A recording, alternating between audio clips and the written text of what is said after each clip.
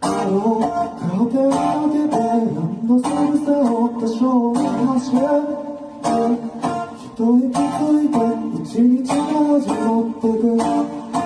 自分の息について開くディスプレイパパとこのと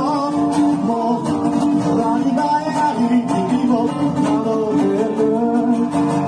で終わりにして思い出したいことみたいよ今止めて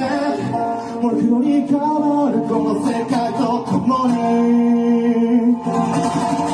何回目を育てよ光を数えかけるなぜそのその時のどうでもいい君だけに長い時間を残さいろ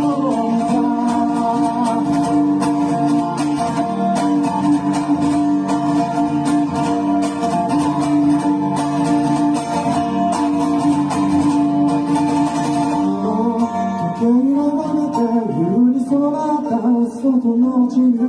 あらゆるさ、押しっぱなしを布団のこと考え